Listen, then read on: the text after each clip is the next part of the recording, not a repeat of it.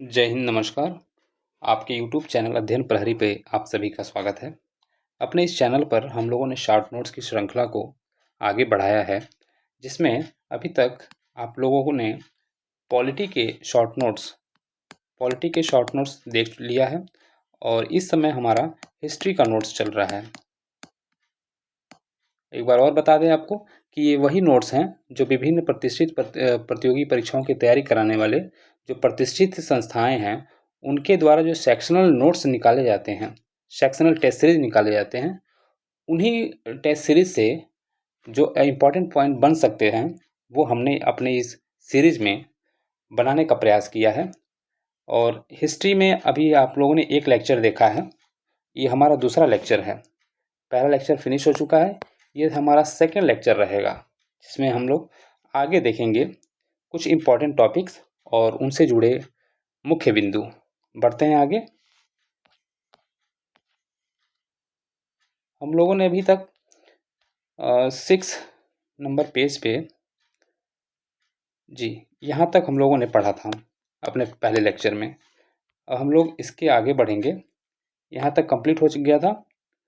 अब हम पढ़ेंगे 1907 में भारतीय राष्ट्रीय कांग्रेस का जो अधिवेशन हुआ था सूरत में, यहाँ से पढ़ेंगे। तो बढ़ते हैं आगे। 1907 में भारतीय राष्ट्रीय कांग्रेस का जो अधिवेशन हुआ था वो सूरत में हुआ था और ये बहुत ही विवादास्पद ये अधिवेशन था, जिसमें जो हमारे राष्ट्रीय कांग्रेस के जो उसमें सहयोगी थे, जो इस दल के अगुआ थे, उनमें दरार पड़ जाती है और दो हिस्सों में बढ़ जाते हैं। कांग्रेस गरम दल के लोग इस अधिवेशन को नागपुर में कराना चाहते थे। कांग्रेस में जो गरम दल के जो समर्थक थे वो इसे नागपुर में कराना चाहते थे, वहीं जो नरम दल के थे वो उन्होंने इसको सूरत में कराया। अध्यक्ष कौन थे इसके? डॉक्टर रास बिहारी बोस। इस अधिवेशन के जो अध्यक्ष थे वो डॉक्टर रास बिहारी बोस थे, जो कि नरम दल के समर्थक थे। अब देखेंगे नरम दल में और गरम दल में विभाजन। तो अध्यक्ष पद को लेकर और स्वदेशी बहिष्कार तथा स्वराज के प्रस्तावों को लेकर नरम और गरम दल के बीच मतभेद हो गया था। गरम दल में कौन कौन थे? लोकमान्य तिलक, लाला लाजपत राय, बिपिन चंद्र पाल, जिसे लाल बाल पाल के नाम से हम लोग जानते हैं, ये लोग गरम दल के समर्थक थे। एवं नरम दल के गोपाल कृष्ण गोखले के नेतृत्व में जो टीम थी उसे नरम दल कहा जाता है। और इसी अधिवेशन में इन दो दलों में मतभेद हो जाने के कारण फिर जाके आप देखेंगे जो लखनऊ अधिवेशन होता है वहाँ पे फिर से एक बार ये दोनों दल एक होते हैं। इस विभाजन ने कांग्रेस को कमजोर किया। अंततः दोनों दल 1916 लखनऊ के अधिवेशन में फिर एक बार पुनः एक हो जाते हैं। 1916 का लखनऊ अधिवेशन, इस अधिवेशन की अध्यक्षता अंबिका चरण मजूमदार कर रहे थे। परीक्षा में कई बार पूछा गया है कि 1916 लखनऊ अधिवेशन की अध्यक्षता का किससे संबंध है। क्रोनोलॉजी में दे देता है 1916, 1907, 1985, आपको मिलान करना रहता है। तो 1916 में याद रखेंगे अंबिका चरण मजूमदार। इस अधिवेशन में नरम दल और गरम दल एक हो गए थे, जो कि 1907 में सूरत अधिवेशन में अलग हुए थे। अभी हमने पहले पढ़ा है। कांग्रेस और मुस्लिम लीग, ये बहुत ही ऐतिहासिक और बहुत ही इम्पोर्टेंट अधिवेशन था अन्य अधिवेशनों की तुलना में, क्योंकि कांग्रेस और मुस्लिम लीग के बीच भी इसमें समझौता होता है, जिसे हम लोग लखनऊ समझौता के नाम से जानते हैं। और ये लखनऊ समझौता क्यों होता है? क्योंकि मुस्लिम लीग की जो मांग थी कि पृथक निर्वाचक मंडल बनाया जाए, जिसमें कांग्रेस इनकी जो मांग थी उसको एक्सेप्ट कर लेती है और दोनों संगठनों ने ब्रिटिश सरकार के सामने संवैधानिक सुधारों की मांग भी रखी। कांग्रेस ने पहली बार मुस्लिम लीग की अलग निर्वाचक मंडल की मांग को स्वीकार कर लिया। अभी इससे पहले तक कांग्रेस मुस्लिम लीग की जो डिमांड थी कि अलग निर्वाचन मंडल बनाया जाए, वहाँ पे वो स्वीकार नहीं कर रही थी, लेकिन इसी अधिवेशन में कांग्रेस को विवश होना पड़ा और मुस्लिम लीग की डिमांड को मानना पड़ा। मुस्लिम लीग ने कांग्रेस के साथ मिलकर स्वराज की मांग की। दोनों दल ने प्रांतीय विधानसभाओं में धार्मिक अल्पसंख्यकों, ध्यान देंगे, धार्मिक अल्पसंख्यकों के आधार पर प्रतिनिधित्व देने की तैयार हुए। आगे एक और इम्पोर्टेंट टॉपिक है उत्तर प्रदेश किसान सभा। कई बार ये परीक्षाओं में पूछा गया है, खास करके उत्तर प्रदेश में जो परीक्षाएं आयोजित होती हैं उसमें उत्तर प्रदेश किसान सभा, जो कि 1918 में गठित हुआ था, और सभा गठनकर्ता कौन थे? मदन मोहन मालवीय, इंद्र नारायण द्विवेदी और गौरी शंकर मिश्रा। तो मदन, गौरी और इंद्र, ऐसे याद रखेंगे, मदन गौरी इंद्र, मदन इंद्र गौरी या मदन गौरी इंद्र। इसके बाद 1920 में अवध किसान सभा का गठन हुआ, जिसकी अगुवाई कौन कर रहे थे? बाबा रामचंद्र। तो ये दोनों इम्पोर्टेंट हैं, 1918 में उत्तर प्रदेश किसान सभा और अवध किसान सभा 1920 में। अब चूंकि उत्तर प्रदेश राज्य है और अवध इसका एक क्षेत्र है, तो हम ऐसे याद कर सकते हैं कि उत्तर प्रदेश जो राज्य है तो राज्य बड़ा होता है, तो 1918 में, और एक उसका एक क्षेत्र है जो अवध, वो छोटा होगा राज्य से, तो वो 1920 में है, यानी बाद में हुआ। आगे देखेंगे सचिंद्र नाथ सान्याल के बारे में। इन्हें 2 बार काला पानी की सजा मिली थी। काला पानी का सजा अर्थात अंडमान निकोबार द्वीप समूह में जो आज हम लोग जानते हैं, वहाँ पे जो जेल बने थे और जिस जेल में लोग निरुद्ध होते थे, उसे ही काला पानी संज्ञा दी जाती है। इन्होंने बंदी जीवन लिखा, दी रिवोल्यूशनरी भी लिखा इन्होंने। यह चंद्रशेखर आज़ाद, यतीन्द्रनाथ दास व भगत सिंह के गुरु थे और एचआरए के गठन के समय 1924 में किया गया था, जिसमें सचिंद्र नाथ सान्याल भी मौजूद थे। एचआरए यही आगे चल के एचएसआरए बनेगा, जो अभी आप आगे देखेंगे। और किसके कहने पे एचएसआरए बनेगा वो भी आपको देखने को मिलेगा। इस संगठन में रामचंद्र बिस्मिल, जोगेंद्रनाथ चटर्जी और अशफाकुल्ला खान थे। किसमें? एचआरए में। अब इसके बाद हम लोग देखेंगे एचएसआरए 1928। इसका गठन दिल्ली स्थित फिरोज शाह कोटला मैदान में हुआ। प्रमुख नेतृत्वकर्ता कौन थे? चंद्रशेखर आज़ाद, भगत सिंह, सुखदेव, बटुकेश्वर दत्त, भगवती चरण बोहरा, शिव वर्मा इत्यादि। उद्देश्य क्या था? ब्रिटिश शासन को उखाड़ फेंकना। जितने भी क्रांतिकारियों द्वारा संस्थाएं बनाई गई थी, सबका उद्देश्य एक ही था, तरीके अलग अलग थे। गठन के पश्चात क्या हुआ? जब इस एचएसआरए का गठन हो गया, उसके बाद की घटना है कि सैंडर्स की हत्या हो जाती है। कब? 1928 में। और में लाला लाजपत राय की मृत्यु का बदला लेने के लिए लाला लाजपत राय को ब्रिटिश फोर्स ने, ब्रिटिश शासन ने लाठियों से पीटा था, जिसके पश्चात लाला लाजपत राय की मृत्यु हो जाती है। और इसी का बदला लेने के लिए एचएसआरए के सदस्यों ने सैंडर्स की हत्या की। केंद्रीय विधानसभा कांड काफ़ी महत्वपूर्ण है। ये केंद्रीय विधानसभा कांड कब घटित हुआ? 1929 में। कौन कौन थे इसमें? भगत सिंह, बटुकेश्वर दत्त द्वारा बाहरी ब्रिटिश सरकार को जगाने के लिए, अपनी बात सुनाने के लिए केंद्रीय विधानसभा में बम कांड हुआ, जिसमें भगत सिंह और बटुकेश्वर दत्त इत्यादि थे। भगत सिंह के आग्रह पर सोशलिस्ट शब्द जोड़ा गया, यही सोशलिस्ट है, जबकि पहले एचआरए था, जबकि भगत सिंह के आग्रह पर सोशलिस्ट शब्द जोड़ा गया, जो कि यस देख रहे हैं आप यहाँ। आगे देखेंगे एक और असहयोग आंदोलन, अत्यंत महत्वपूर्ण है असहयोग आंदोलन। ये कब हुआ? 1920 से 1922 के मध्य ये चला असहयोग आंदोलन। अब क्यों चला? गांधी जी द्वारा सबसे बड़ा जन आंदोलन है ये, जिसमें विदेशी वस्तुओं का बहिष्कार किया गया, अदालतों का, खास करके क्योंकि अदालत जो थी ब्रिटिश हुकूमत द्वारा बनाई गई थी, इसीलिए सरकारी स्कूलों का भी बहिष्कार किया गया और स्वदेशी अपनाने के लिए नारा दिया गया। कांग्रेस ने सितंबर 1920 में कलकत्ता में आयोजित अधिवेशन में इसका समर्थन किया। उद्देश्य जलियांवाला बाग हत्याकांड का बदला लेना और जांच बैठवाने के लिए विवश करना और रॉलेट एक्ट का विरोध करना।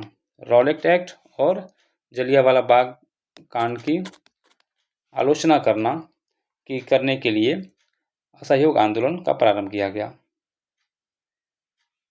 आगे देखेंगे चौरी चौरा कांड 5 फरवरी 1922 के बाद गांधी जी ने फरवरी 1922 को इसे स्थगित कर दिया गया, जिससे काफ़ी क्रांतिकारी नाराज भी हुए उनसे, और जो कि एक बहुत ही बेहतर तरीके से चल रहा था ये असहयोग आंदोलन, और ब्रिटिश जो गवर्नमेंट थी वो इससे बैकफुट पे आ गई थी।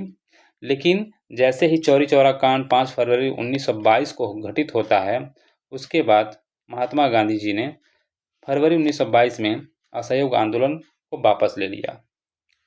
गांधी जी ने 22 सितंबर 1922 को मदुरै की यात्रा की।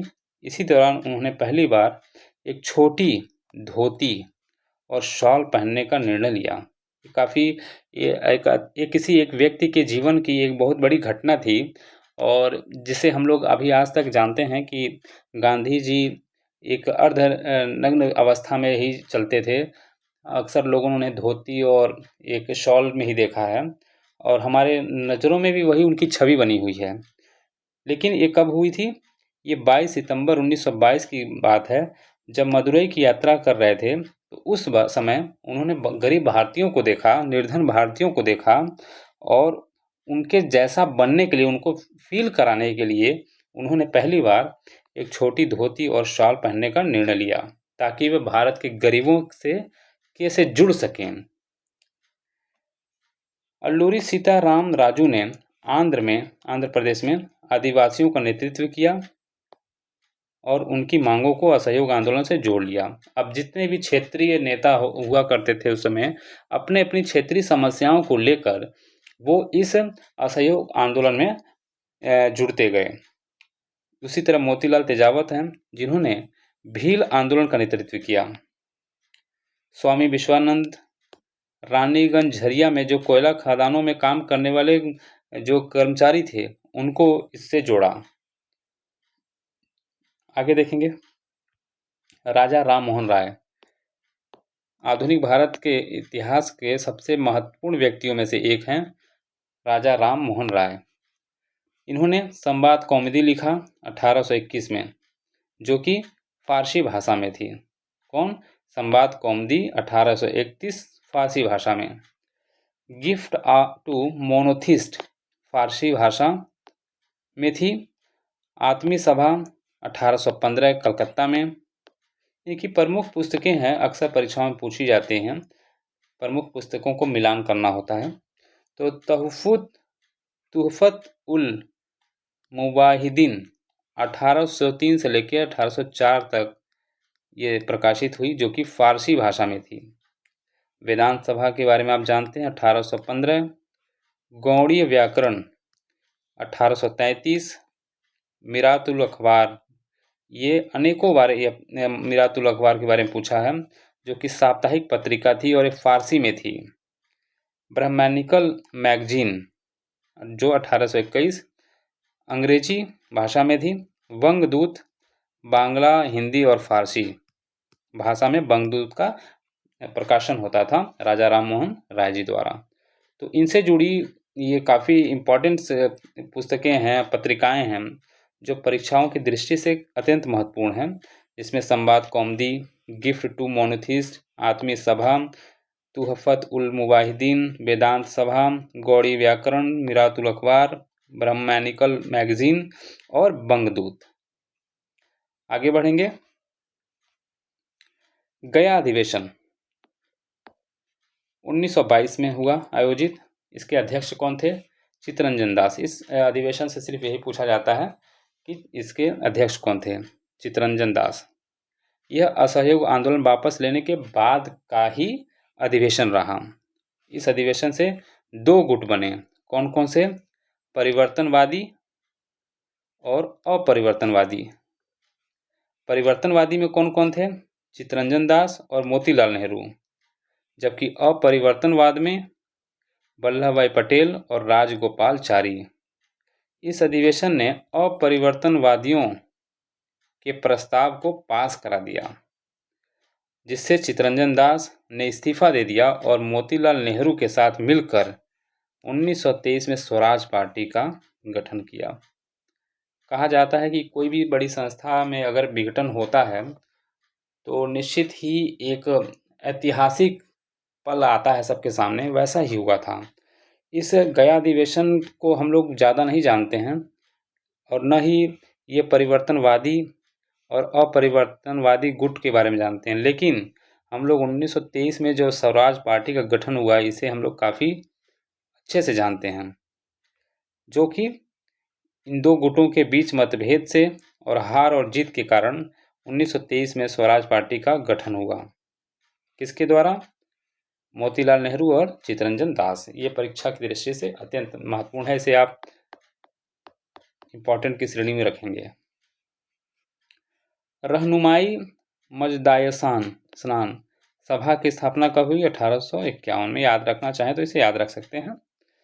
हंटर आयोग 1882 ब्रिटिश हुकूमत द्वारा भारत में शिक्षा के क्षेत्र में कुछ अपग्रेड करने के लिए ये हंटर आयोग लाया गया था, जिसका उद्देश्य था कि प्राथमिक शिक्षा पर विशेष बल दिया जाए।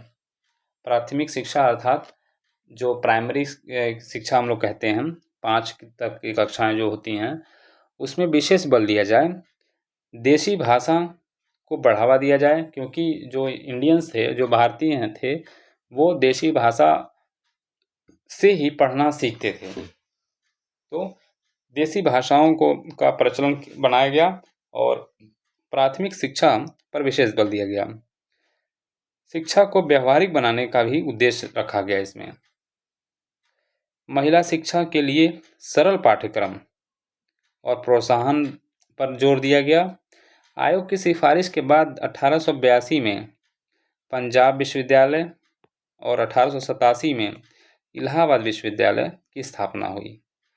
तो हंटर आयोग का जो रोल है हमारे देश में, हमारे आधुनिक भारत में के विकास में, वो अत्यंत महत्वपूर्ण है, क्योंकि इसकी वजह से ही प्राथमिक शिक्षा पर जोर दिया गया और शिक्षा को देसी भाषा एवं आसान और व्यवहारिक बनाने की दिशा में कदम रखा।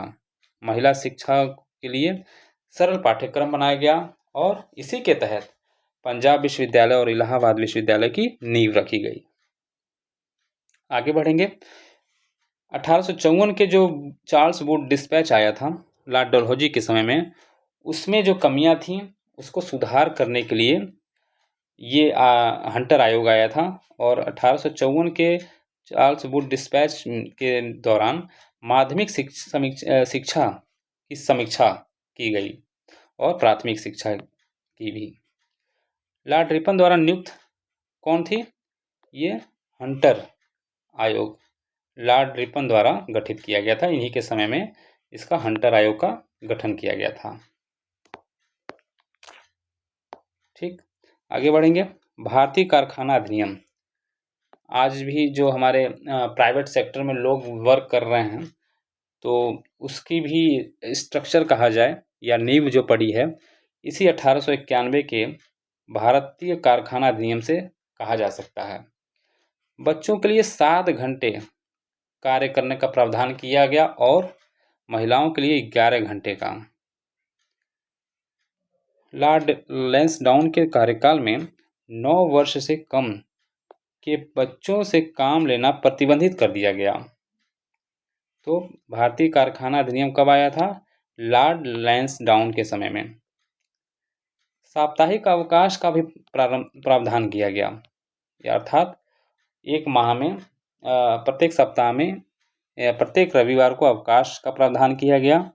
और बच्चों को, जो बच्चे थे उनके जो कार्य करने की जो क्षमता निर्धारित की गई वो 7 घंटे, महिलाओं की 9 घंटे, महिलाओं की 11 घंटे और 9 वर्ष से कम के बच्चों को काम लेना प्रतिबंधित कर दिया गया था। महिलाओं को 11 घंटे काम तो दिए जाते थे, कराए जाते थे, लेकिन साथ साथ 1.5 घंटे का ब्रेक भी दिया जाता था उन्हें। और रात में काम लेने से मनाही थी, अर्थात उनके लिए 2 सुविधाएं थी। एक तो उनको 1.5 घंटे का ब्रेक मिलता था और रात के समय महिलाओं को कारखानों में काम नहीं कराया जाता था। यह अधिनियम जहां 50 से अधिक काम करने वाले मजदूर होते थे वहीं पे लागू होता था। यह 1881 के अधिनियम से अत्यंत ही सख्त माना जाता था। काशी विद्यापीठ का गठन कब किया गया या इनका स्थापना कब की गई? काशी विद्यापीठ की 1921 में। कहाँ पे? वाराणसी में। गुजरात विद्यापीठ अहमदाबाद में 1920 में। जामिया मिलिया 1920 अलीगढ़। काशी हिंदू विश्वविद्यालय 1916 वाराणसी। तो इसको याद रखेंगे आप लोग, काशी विद्यापीठ 1921 और काशी हिंदू विश्वविद्यालय 1916 वाराणसी। ये काशी विद्यापीठ और काशी हिंदू विश्वविद्यालय दोनों अलग अलग हैं और दोनों ही वाराणसी में हैं। पूना पैक्ट इतिहास की एक अत्यंत ही रोचक घटना थी। पूना पैक्ट 24 सितंबर 1932 को गांधी जी और अंबेडकर जी के मध्य ये पूना पैक्ट होता है। यह दोनों के बीच कहाँ होता है? यरवदा जेल में हुआ। गांधी जी की तरफ से मदन मोहन मालवीय जी ने हस्ताक्षर किए थे। और क्यों हुआ था? ब्रिटिश प्रधानमंत्री जो था रैमसे मैकडोनाल्ड ने कम्युनल अवार्ड की घोषणा की थी, अर्थात भारतीयों को बांटने का एक प्रयास किया था और दलितों को पृथक निर्वाचन क्षेत्र या अधिकार देने का प्रावधान किया गया था इसी कम्युनल अवार्ड के दौरान। लेकिन तभी गांधी जी को इस बात की जानकारी हो चुकी थी और उन्होंने इसका विरोध प्रारंभ कर दिया और उपवास प्रारंभ कर दिया। गांधी जी को जैसे खबर मिलती है कि जो ये रैमसे मैकडोनाल्ड है वो हमारे देश में हमारे क्रांतिकारियों को जो विभिन्न समाज के अगुआ हैं उनको उनके बीच में एक मतभेद लाना चाह रहा है, तो गांधी जी ने इसी के बाद उपवास रखकर इसका विरोध किया। और समझौते के तहत दलित वर्ग को प्रांतीय विधानमंडलों में आरक्षित सीटों की संख्या 71 से बढ़ाकर 148 किया गया। ये अत्यंत ही सराहनीय और एक तरह से कहा जाए तो जो अंबेडकर जी की जो उनका ग्रुप था, जो उनकी डिमांड थी वो इससे फुलफिल हो गई, क्योंकि जहां 71 से मिल रहे थे उन्हें 148 दिया जाने लगा। संयुक्त निर्वाचन मंडल को पृथक निर्वाचक मंडल पर तरजीह दी गई। दलित वर्ग को सरकारी नौकरियों में और स्थानीय निकायों में उचित प्रतिनिधित्व दिया गया। इस पैक्ट ने कम्युनल अवार्ड के उद्देश्य को विफल कर दिया। जो रैमसे मैकडोनाल्ड का जो प्लानिंग था वो इस जो गांधी जी और अंबेडकर जी के मध्य पूना पैक्ट होता है उस पैक्ट के वजह से जो इनका कम्युनल अवार्ड जो देने का जो इन्होंने प्रयास किया था वो विफल हो जाता है। क्रिप्स मिशन वेरी इंपॉर्टेंट है। क्रिप्स मिशन परीक्षा की दृष्टि से मैं इसे 4 स्टार के दर्जा दूंगा। ये कब हुआ था? 1942 में क्रिप्स मिशन आया, मार्च 1942, संभवतः वो 12 तारीख ही थी। द्वितीय विश्व युद्ध के में भारतीयों का सहयोग पाने के लिए अंग्रेजी हुकूमत का एक होशियारी पूर्ण जो व्यवस्था की गई थी क्रिप्स मिशन के रूप में, ये असफल हो गया था। क्योंकि जो ये देना चाह रहे थे वो भारतीयों को पसंद नहीं था। युद्ध के बाद डोमिनियन स्टेटस देने का और संविधान सभा गठन करने का एक लालच दिया गया क्रिप्स मिशन के द्वारा। प्रांतों को स्वतंत्रता दी गई कि यदि वो नया राज्य अपने स्वयं एकल राज्य में रहना चाहते हैं तो उन्हें स्पष्ट करना पड़ेगा और अलग से संघ बनाने का अधिकार दिया जाएगा उन्हें। कौन कौन थे इसमें?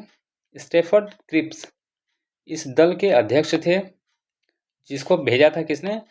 विंस्टन चर्चिल ने। और विंस्टन चर्चिल के जो उनका मंत्रिमंडल था उसी में स्टेफर्ड क्रिप्स एक मंत्री था। स्टेफर्ड क्रिप्स के साथ कौन कौन आया? क्रिप्स, पैथिक लॉरेंस और अलेक्जेंडर, कुल 3 लोग आए। गांधी जी ने इसे पोस्ट डेटेड चेक की संज्ञा दी। विभिन्न परीक्षाओं में आयोग द्वारा जो आयोजित होती हैं, बिहार पीसीएस में, यूपी पीसीएस में, विभिन्न राज्यों के पीसीएस में ये पोस्ट डेटेड चेक के बारे में पूछा गया कि किसका कथन है, तो ये गांधी जी का है। क्रिप्स मिशन के दौरान मुस्लिम बाहुल प्रांतों की स्वायत्ता स्वीकार हुई। मुस्लिम बाहुल जो प्रांत थे उनकी स्वायत्ता जो थी उनको पावर दिया गया। गांधी जिन्ना ने वार्ता के दौरान गांधी जी ने मुस्लिम बाहुल्य प्रांतों के आत्मनिर्णय के अधिकार को स्वीकार किया, अर्थात वो अब सेल्फ डिसीजन ले सकते थे जो मुस्लिम बाहुल्य क्षेत्र थे। ये कब? 1944 में। ईस्ट इंडिया एसोसिएशन 1866 किसके द्वारा गठित किया गया? दादा भाई नौरोजी। और क्यों? जो बहरी सरकार थी, जो बहरी जनता थी ब्रिटिश की, उनको जगाने के लिए, उनको भारत के प्रति जो ब्रिटिशों द्वारा किया जा रहा अत्याचार था उसको दिखाने के लिए दादा भाई नौरोजी ने 1866 में ईस्ट इंडिया एसोसिएशन की स्थापना की। पूना सार्वजनिक सभा 1867, जिसमें गोविंद रनाडे, जेबी जोशी और एस चिपुलकर जी शामिल थे। ब्रिटिश इंडियन एसोसिएशन 1851 किसके द्वारा? राधाकांत देव और देवेंद्र नाथ टैगोर। तो ये जो हमारी तीनों हैं इसे 5 स्टार का हम दर्जा देंगे, इम्पॉर्टेंट बहुत है ये। नेक्स्ट देख रहे हैं हम कुछ संगठन है और उनके नेता। अखिल भारतीय अस्पृश्यता विरोधी लीग किसके द्वारा लाई गई थी? गांधी जी द्वारा। अखिल भारतीय किसान सभा स्वामी सहजानंद। अखिल भारतीय अनुसूचित जाति संघ किसके द्वारा? राव बहादुर और एन शिव राव द्वारा। कुछ विद्रोह हैं और वर्ष और उनके नेता। पाइका विद्रोह कब हुआ? 1817 में।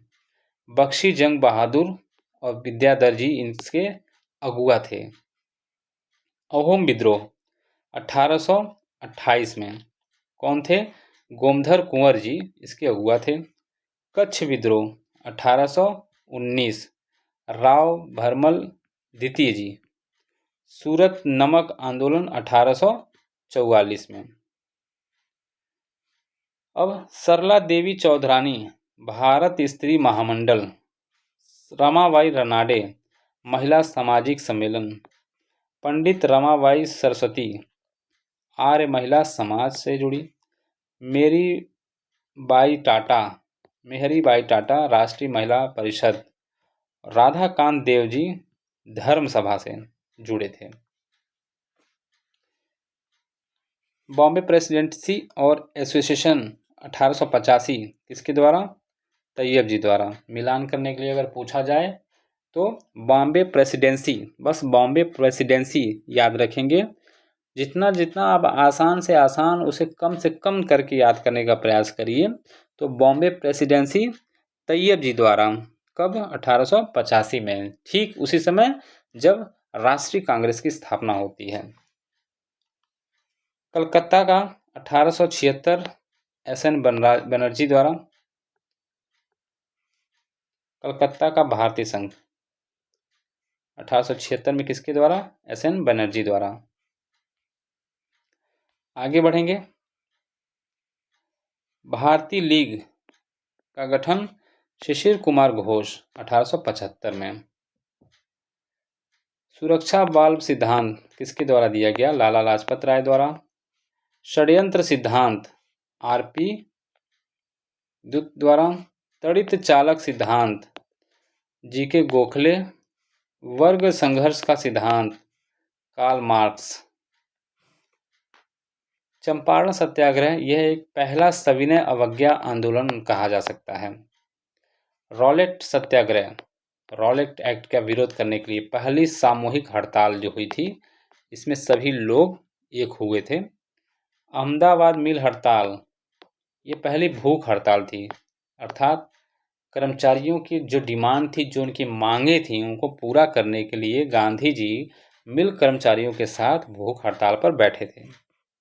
महात्मा गांधी ने 1936 में साबरमती आश्रम से सेवाग्राम स्थान तक स्थानांतरित कर दिया, अपना ट्रांसफर कर दिया अपना आश्रम।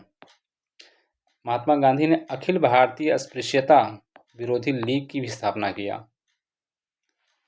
अब जो ब्रिटिश जो व्यापार करने के लिए सर्वप्रथम आए थे भारत में, हालांकि बाद में वो राज भी करने लगे और गुलाम बना दिया उन्होंने, तो किस किस क्रम पे कौन कौन से देश वाले आए थे वो याद रखेंगे। तो पहले पुर्तगाली आए थे 1498। अब असल में इसमें वास्कोटी गामा जी आए, वास्कोटी गामा आया, तो इसे 1498 में ही आया था वो, इसलिए पहला पुर्तगाली कहा जाए तो वही है। डच अर्थात नीदरलैंड के लोग 1602 में आए व्यापारी। ब्रिटिश, हालांकि ब्रिटिश ईस्ट इंडिया कंपनी की स्थापना 1600 में हो जाती है, लेकिन वो उसे आने में थोड़ा समय लगता है, और 1608 में कैप्टन हॉकिंस पहली बार जहांगीर के दरबार में आता है, और हेक्टर जो जहाज था उनका उसके से। उसके बाद डेनमार्क वाले आए 1616 को। स्वीडिश जिसे स्वीडन कहा जाता है 1731, और फ्रेंच अर्थात फ्रांसीसी जो थे 1664 में आते हैं।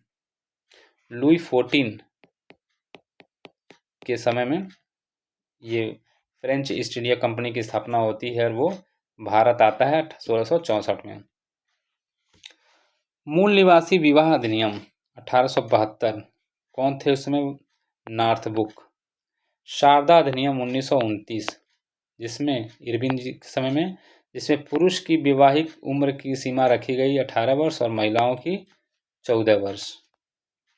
सहमति की आयु अधिनियम 1891 में लैंसडाउन के समय। गुलामी अधिनियम 1843 एलन बैरो के समय में हुआ। तो याद रखने में आपको आसानी रहेगी। शारदा अधिनियम 1929 और गुलामी अधिनियम 1843, इसे इंपॉर्टेंट रखेंगे, दोनों इंपॉर्टेंट हैं। नेक्स्ट है बॉम्बे योजना।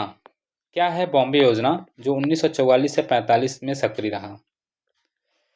JRD टाटा, जिनका आज नाम है, अगर जैसे हम लोग भारत के जो अत्यंत अमीर व्यक्तियों में अगर शुमार किया जाता है, तो टाटा जी और बिरला, इनको हम लोग ज़्यादा तवज्जो देते हैं कि ये इनका इतिहास रहा है कि ये आज़ादी से पूर्व से ही भारत में जो बिजनेस टाइकून कहा जा सकता है उस समय, उस दौर के, ये वही लोग हैं। और कस्तूरी भाई, लाल भाई इत्यादि लोगों ने यह योजना बनाई। कौन सी योजना? बॉम्बे योजना।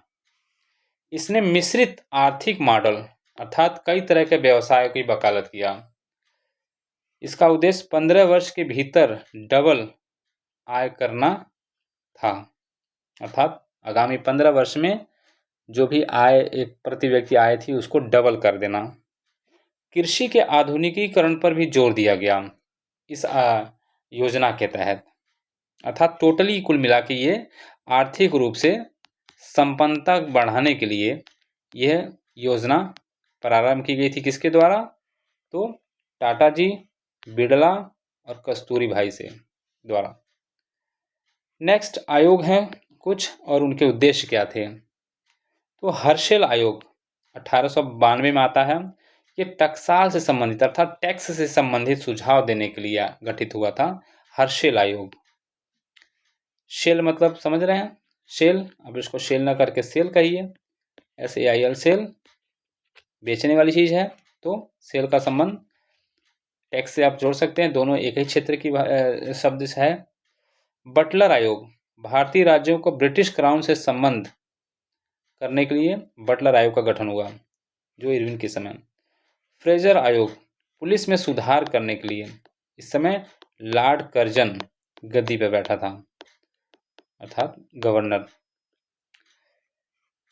हंटर आयोग, शिक्षा का विकास करने के लिए। किसके समय? अभी हमने ऊपर पढ़ा था लॉर्ड रिपन के समय में, जिसमें हमने क्या पढ़ा था कि प्राथमिक क्षेत्र में, प्राथमिक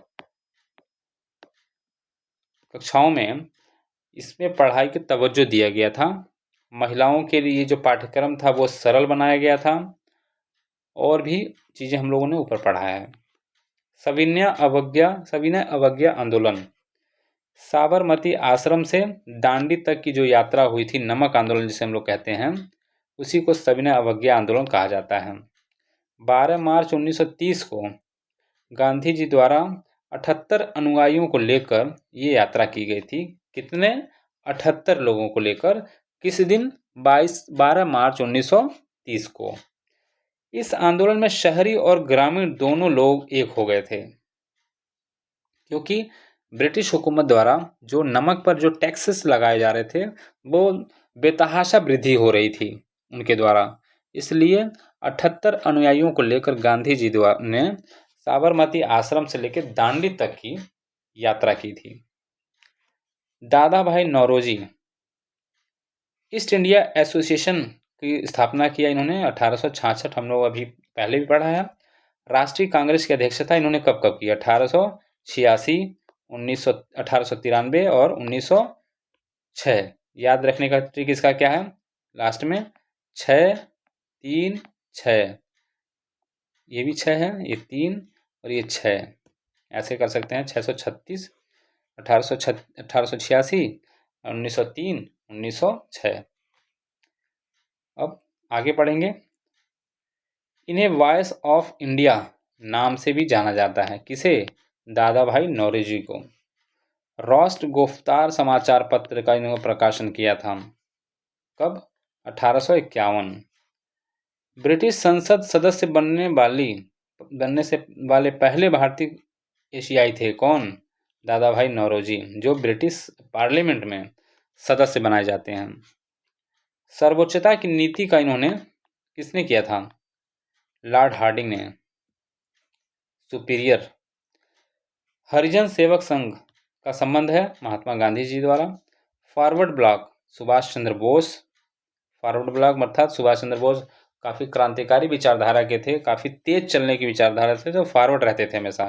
तो याद रखेंगे, फॉरवर्ड कौन थे? सुभाष चंद्र बोस। आज़ाद हिंद फौज, इससे संबंध किसका है? रास बिहारी बोस। फौज और बोस।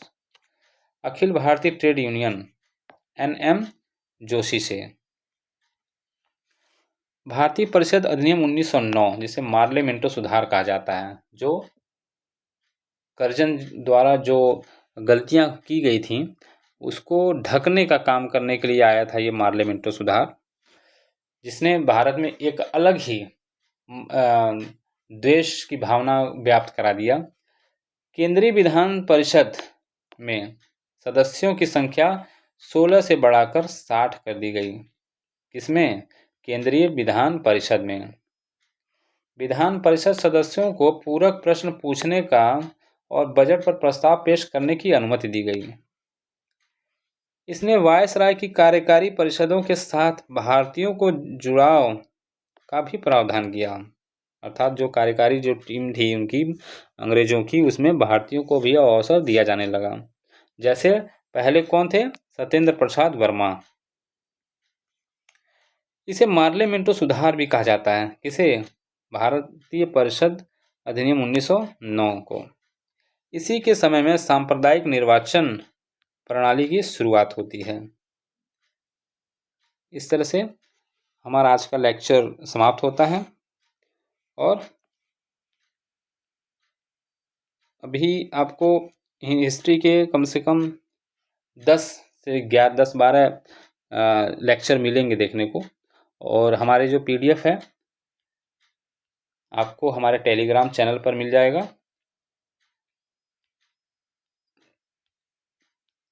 आप वहाँ जाकर ग्रुप ज्वाइन करके आप हमारा पूरा PDF प्रिंट आउट करा सकते हैं, या अगर आप अपना टैब में पढ़ना चाहें, अपने मोबाइल में पढ़ना संभव लगे, तो आप उससे भी रिवीजन कर सकते हैं।